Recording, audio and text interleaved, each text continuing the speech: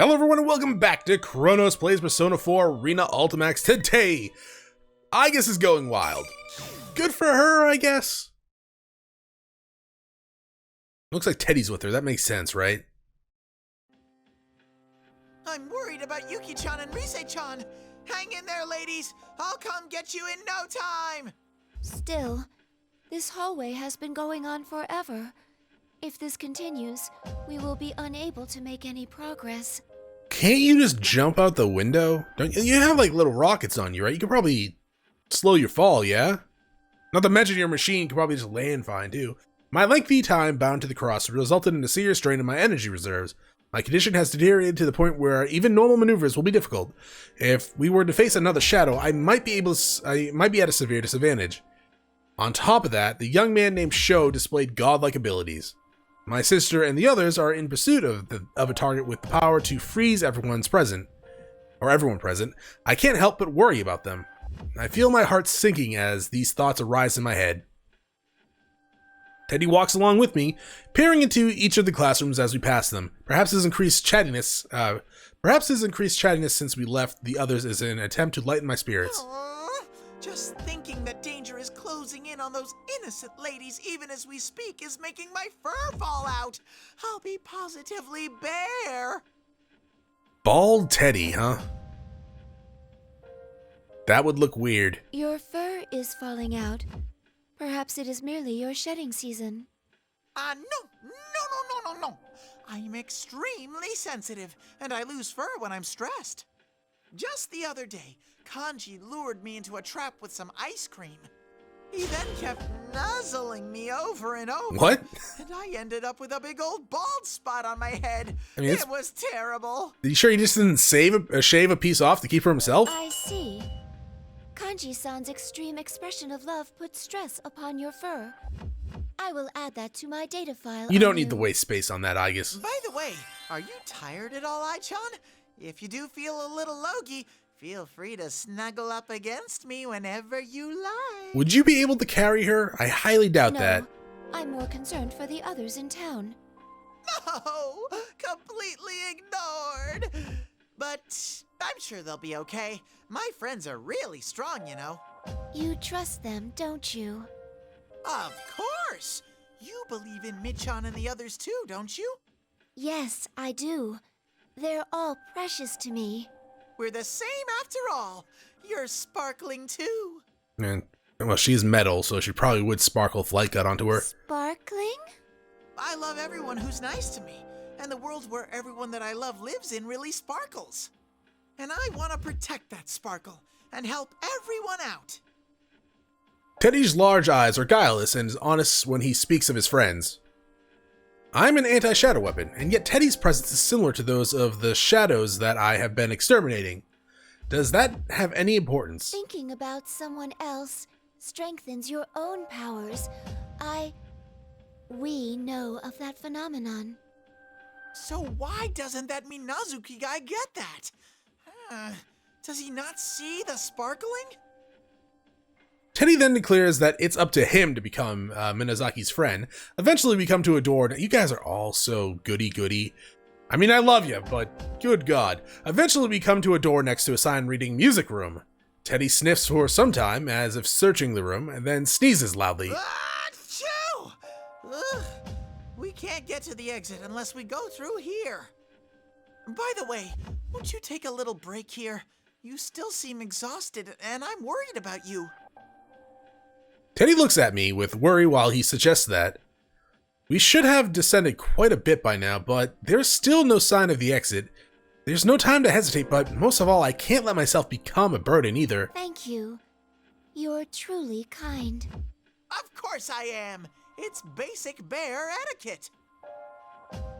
Teddy puffs out his chest with pride as he puts his hand on the music room door. Who are we fighting? They're barreling in. I already know we're in for a fight here.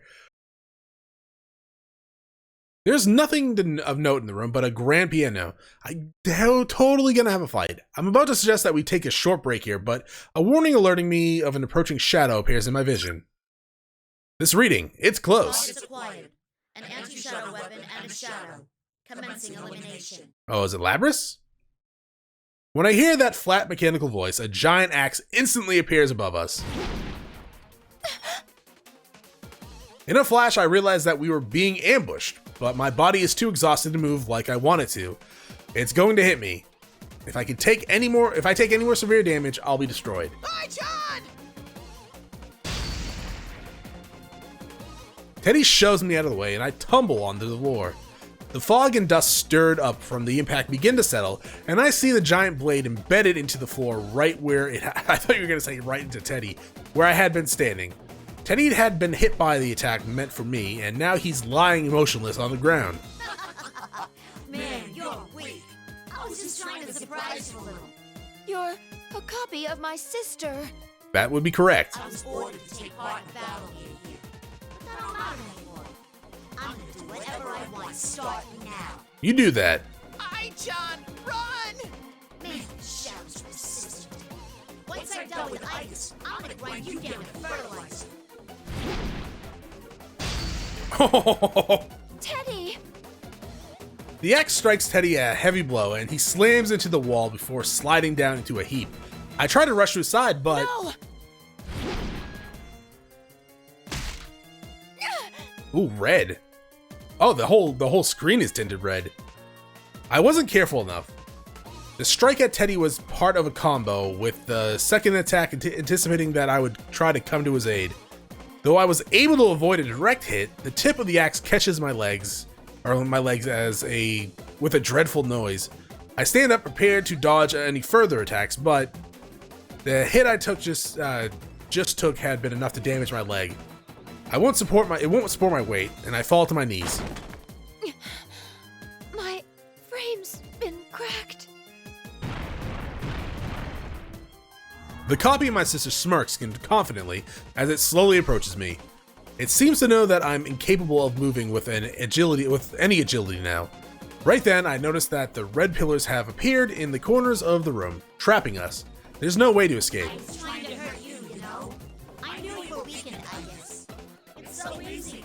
Just target the weakest one, and the numbers will drop on their own. These bonds are pretty useful. I knew I was weakened, after all. Oh, it knew I was weakened after all. I realize that I'm in severe danger right now. Soon there will be no way to prevent it from claiming Teddy and me as its victims. Up until now, I'd witnessed how my sister's shadow fought, as well as how my sister herself fought when her heart had been disabled.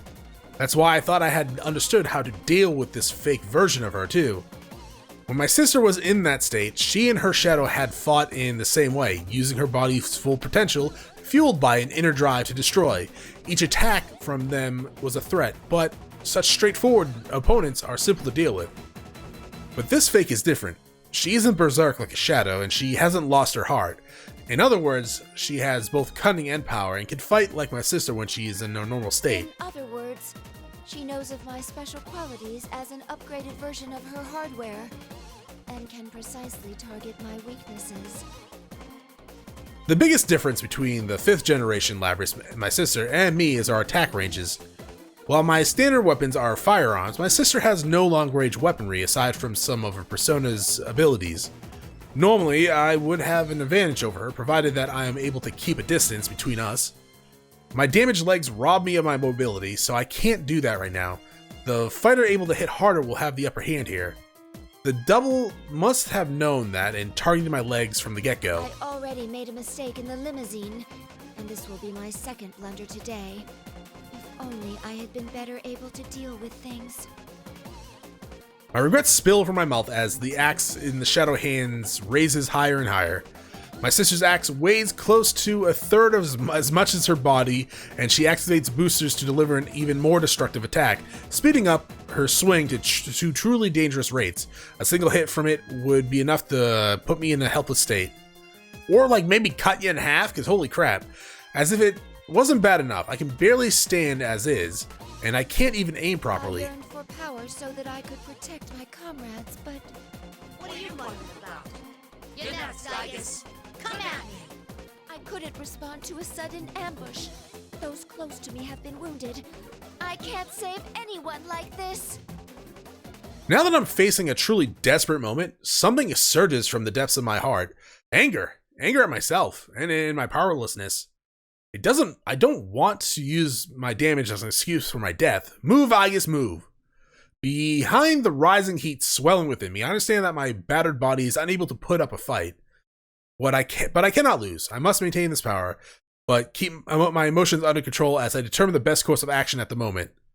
Think, how can I turn the situation around? What can I do to protect my comrades? A thought passes through my mind. It seems I'll have to make use of that. I should have had maintenance done, like Fuka-san said. Yeah? Why didn't you get maintenance? The plume of dust within me flares strongly, as if responding to my heart. Right now, I will be doing anything I will do anything if it will give me the power to fight, even if it results in shattering my own self. Please. Give me the power to protect my friends. Persona, You better not shatter rise yourself. up. Beginning frame coding. Stand by, EXO. Are you still gonna try something? Sounds like you don't want to fight that. That's cool. Yeah! The axe the fake wields flashes towards my face, and I hear the booster's roar. Would jumping over it to evade it be the best? Before I can decide, my body reacts. No use. You're already dead. That is a great picture, by the way. That is a really cool picture. I cross my arms and take the brunt of the attack with my forearms. Violent sparks fly up in the collision, and the force of the attack travels through my entire body. You stop it just like that? I'll just slice you in half. I mean, you probably should have done that to begin with. My sister's fake stays where she is and leans heavily onto the axe, pushing it against me. My joints scream as I try to push back, and white smoke steams through the gaps in my armor all over my body. My internal sensors repeatedly report that I am operating at maximum capacity. It's not enough. I need more. More power. Oh, my. Ai-chan's shining. What are you doing? Teddy seems to have been awakened by the violent sounds of our clashing, and stammers as he lifts himself off the floor. I'm relieved that he's able to move, but from this point on, everything is a gamble. Teddy, please stay away.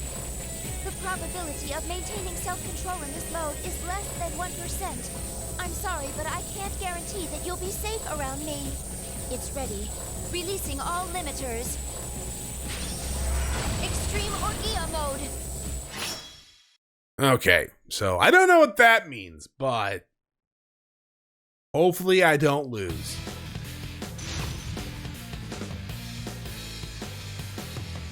I mean, we've seen Orgia mode on her command list before, but she's currently in it looks like. I'm gonna lose. Oh my god.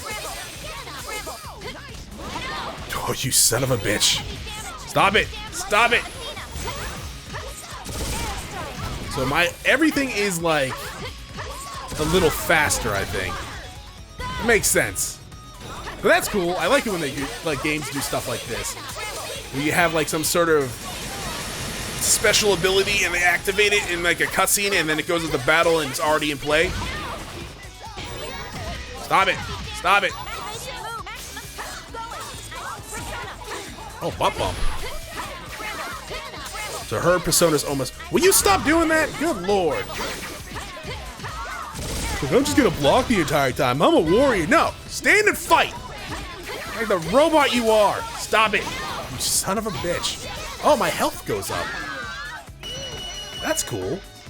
I'm glad you won. Yeah, me too. It was actually kind of easy. I like it. I am overheating. Yeah, that seems about right.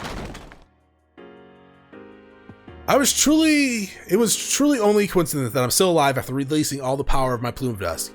But applying my persona's materialization sequence to reinforce my body's skeletal systems and armor plating allowed me to endure a far stronger load than my components could normally handle. I suppose it truly is extreme Orgia mode.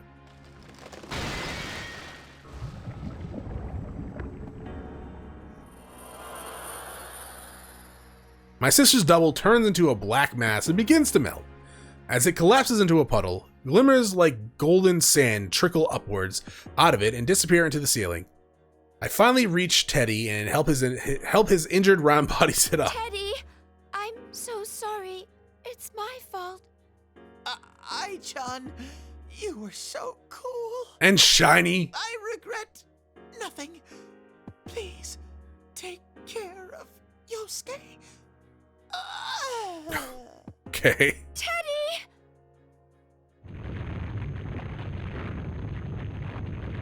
The building begins to creak, the structure groaning like a giant, and the entire tower begins to quake as well. Both the creaking and the tremors are getting stronger compared to what we had felt earlier. That is a demon. In addition, a beastly howling thunders down from above. What is that? Is there a voice? Could it have come from much higher than the room we were rescued, where we rescued Mitsuru-san? Teddy's eyes snap open at this eerie sound. What was that? I don't know, but it seems a great power is trying to awaken. Someone please respond. That's Rise. Just then, a desperate plea cluttered by interference speaks out in my mind.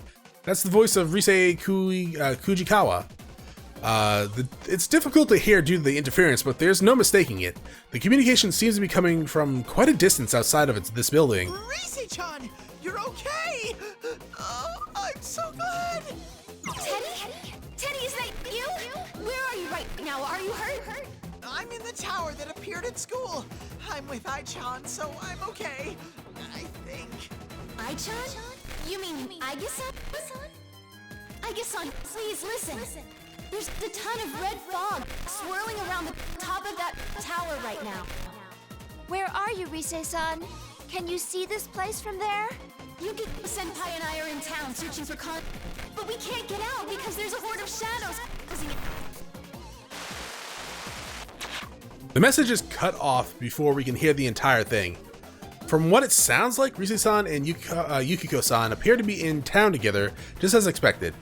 If she said horde and shadows so close together, they must be facing a dangerous situation. We have to go at once. Rise-chan, we're coming for you. Ow, ow, ow, ow. Please wait, Teddy. We've both been damaged quite badly. If we move now, we'll likely be in danger. Yeah, that's true. But I just can't sit here and wait. Oh, that did not sound good. Back. Teddy was surely wounded quite badly, but knowing his friends are in danger, he seems unable to contain himself. Wait, were those bones cracking? Teddy, you don't have bones in that form, do you? Because I'm pretty sure you don't. And he attempts to force himself up to his feet. I feel the same way. I must tell everyone about the state of the school that Rise-san mentioned as soon as I can. When I approach the window to find out where we are, I see two figures leaving the school building. That's Mitsuru-san and Akihiko-san. Thank goodness. They managed to get out before us. I can understand why you want to hurry, but those two are attempting to rescue the others as well. Let's proceed with caution so that we can meet up with them quickly. Mysteriously, I can still move as well. Even though my frame has reached the very limits of its operational tolerance and my joints creak ominously, the sheer strength of my motion to save my friends forced my body into action. If Teddy and I feel the same way, I'm sure we can keep moving. Got it. Ow. Anyway, let's move. I'm getting fired up. Let's do this. Onward! As they say, yeah! Jesus Christ. That was adorable, but just hilarious. I can't help but smile at Teddy's enthusiasm. We leave the music room and the wreckage left behind from our recent battle and run down the hallway towards the exit.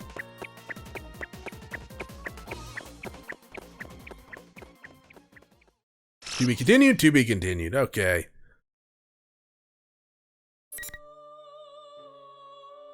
So now...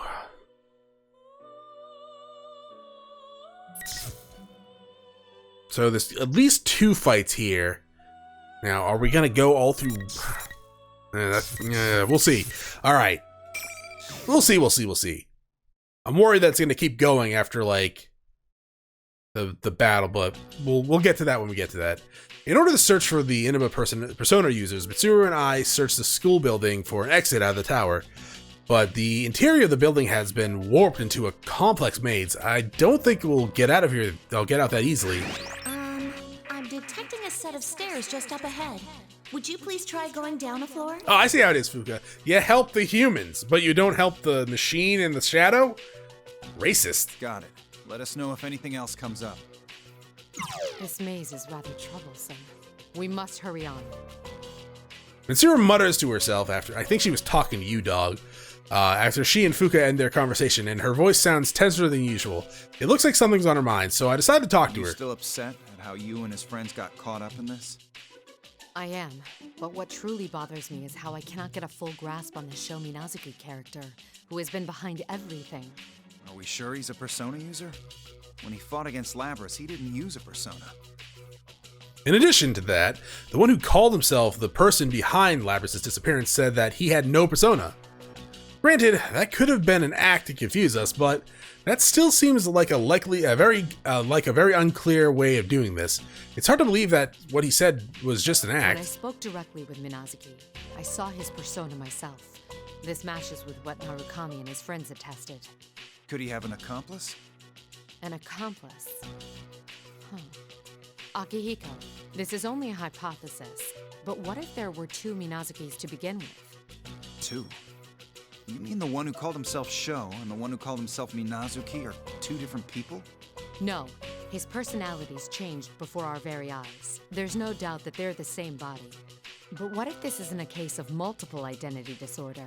What if the two truly are completely separate personalities existing in the same body? Completely separate? What do you mean? She's referring to the plume of dust, right? Detecting a shadow just up ahead of you. We immediately stop talking about the boy when Fuka's voice reaches us. There's only one door ahead of us, and at the end of the hallway, I don't see a way around whatever's in our It'd path. be too much trouble to try to head back. Let's break through here, Mitsuru. It seems there's no other way. Hopefully I get The to play as situation is Mitsuru. growing more and more dire by the moment. I have not We been must able to deal play as with her this yet, I quickly think. as possible.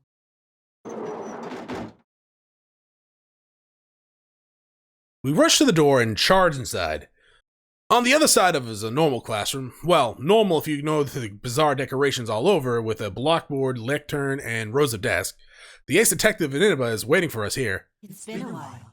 You two seem to have made it out of your predicament. How does it feel to have been rounded up like that? This Naoto is a fake, no kidding. There's no reason to doubt it.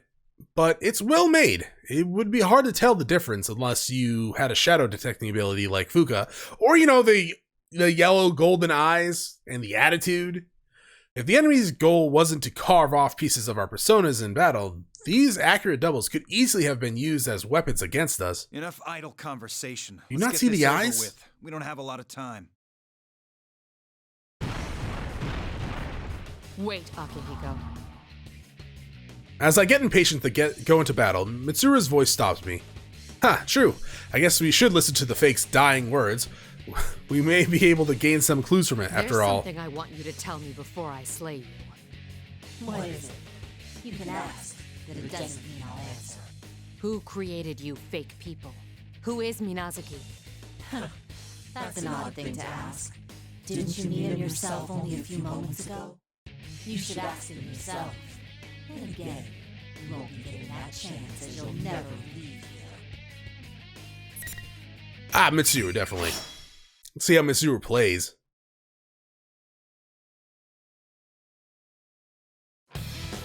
Assuming she's ranged, right?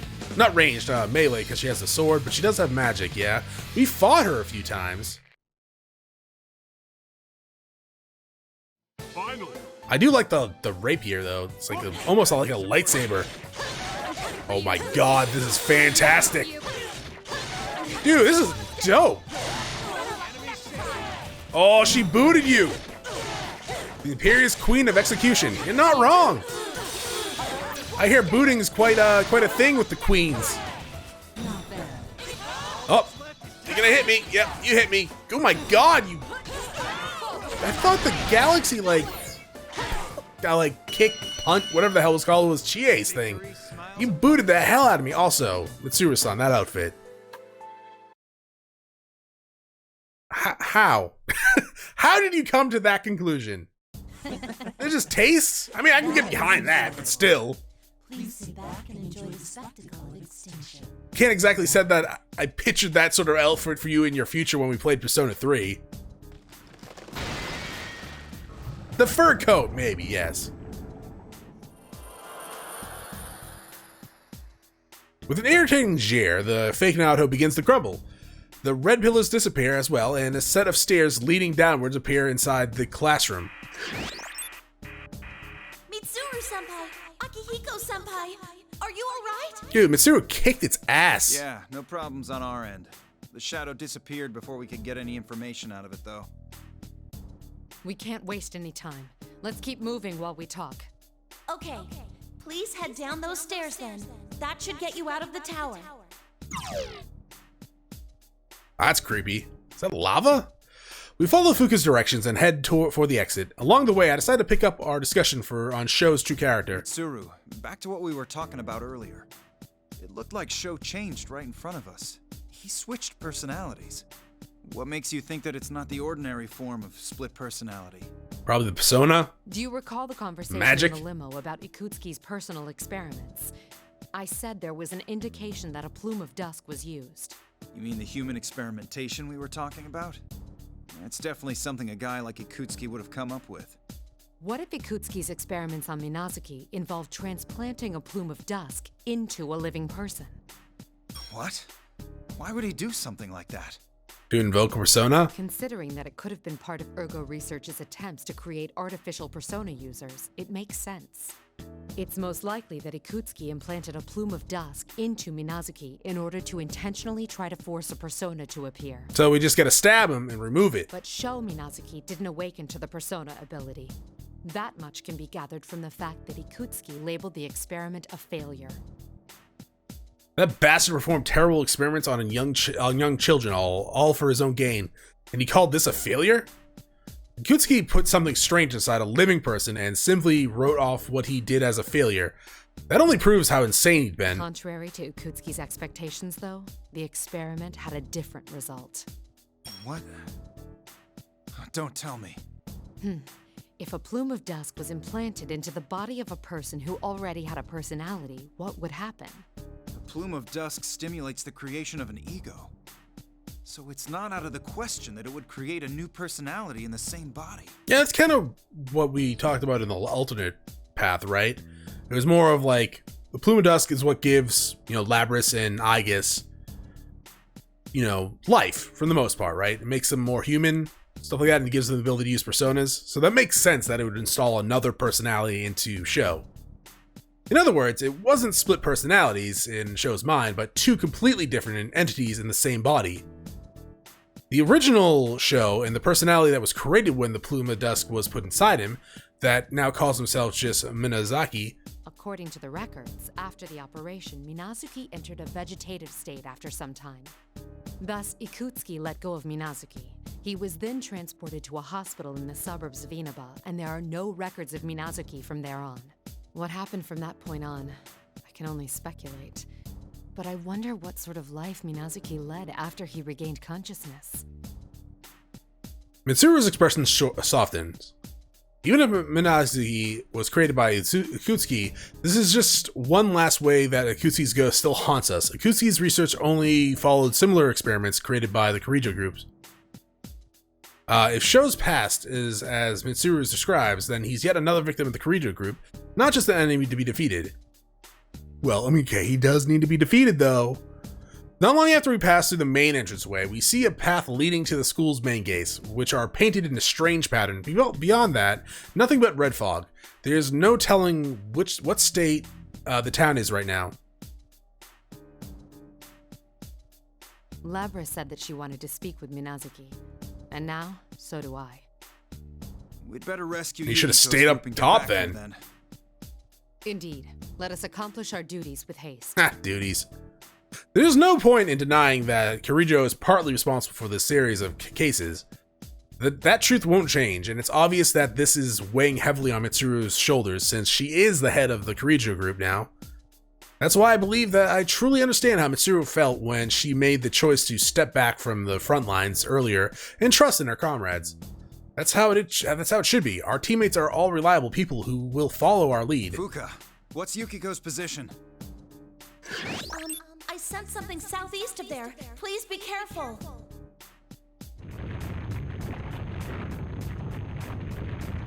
As Fuka communications cut off, the school building behind us makes a groaning sound.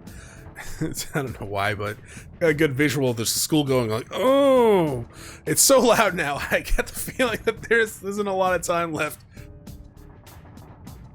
Mitsuru and I nod to each other before we begin running towards the town.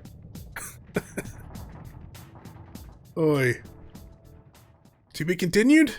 To be continued. All right. So I think that's going to be it for this episode. Now, it's just going to unlock one, I'm assuming, yeah? Rush the Junez will be... Oh no, it goes back there too. Ooh, the world of me. We'll finish up on Mitsuru's side before we go back to Labrys's, I think. Though, I wouldn't imagine this goes too far then, right? Maybe like down here? Before going back to Mitsuru? Because I'm assuming it's not going to want to go too far of Chapter 9, yeah? And it looks like that'll probably be the stretch goal. Not stretch goal. I don't even know what the hell that means. The last stretch. That's what I'm looking for the story. Because there'll be like a lot of fighting there. All right. Well, anyways, that's it for this episode. Thank you for watching. If you enjoyed the episode, press the link below. If you're not subscribed yet, when you have my video section, check out some of the content, see if it's to your liking. Once again, thank you for watching. Hope you all have a great day.